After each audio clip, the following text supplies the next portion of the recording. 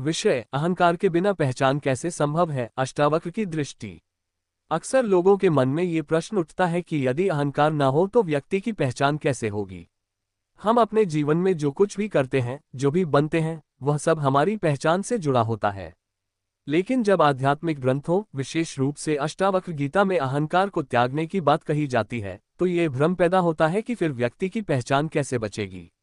क्या बिना अहंकार के मनुष्य का अस्तित्व ही समाप्त हो जाएगा? अष्टावक्र की दृष्टि इस विषय को बहुत गहराई से समझाती है। अहंकार क्या है? सबसे पहले ये समझना आवश्यक है कि अहंकार क्या है। सामान्य भाषा में अहंकार का अर्थ होता है मैं की भावना। लेकिन अष्टावक्र के अनुसार ये मैं दो प्रकार का होता है। एक है झूठा मैं और दूसरा है सच्चा मैं। झूठा मैं वह है जो शरीर, मन, विचार, नाम, पद और पहचान से जुड़ा होता है। जैसे कोई व्यक्ति कहता है मैं डॉक्टर हूं, मैं अमीर हूं, मैं गरीब हूं, मैं सुंदर हूं, मैं दुखी हूं। ये सभी पहचान अस्थायी हैं और समय के साथ बदल जाती हैं। यही झूठा मैं अहंकार है।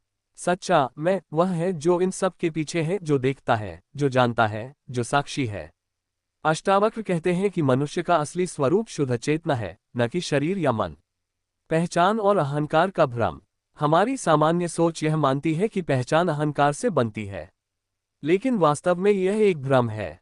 पहचान का आधार अहंकार नहीं बल्कि चेतना है।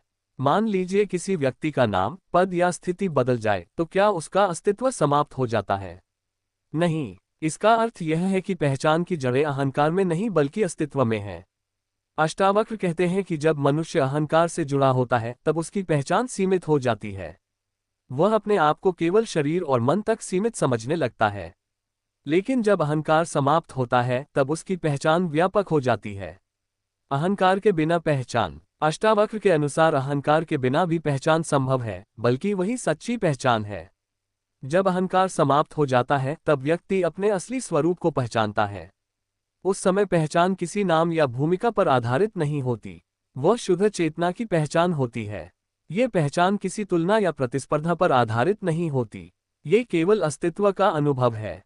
उदाहरण के लिए, आकाश की कोई व्यक्तिगत पहचान नहीं होती, फिर भी वह हर जगह मौजूद है।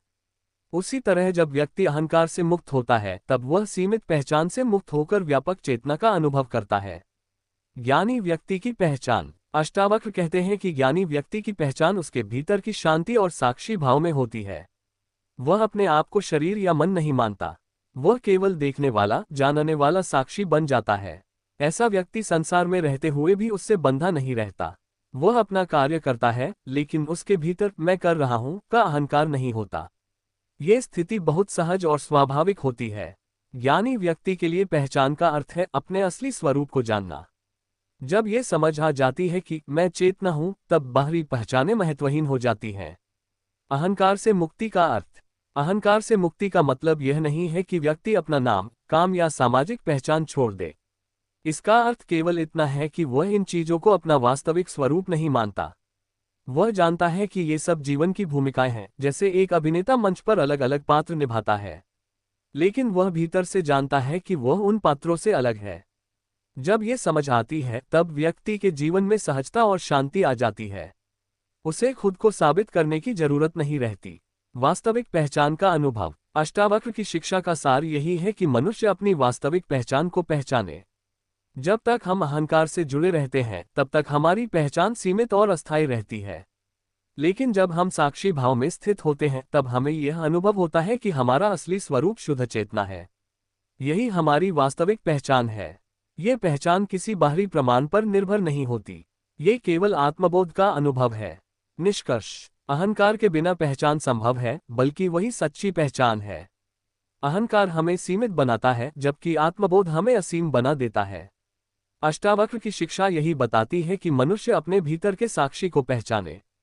जब ये समझ आ जाती है कि मैं शरीर या मन नहीं बल्कि शुद्ध चेतना हूं, तब अहंकार का भ्रम समाप्त हो जाता है। उस समय व्यक्ति को अपनी वास्तविक पहचान मिलती है, जो न कभी बदलती है और न कभी समाप्त होती है। इस प्रकार अष्टावक्र की दृष्टि में अहंकार का अंत पहचान का अंत नहीं है, बल्कि वास्तविक पहचान की शुरुआत है।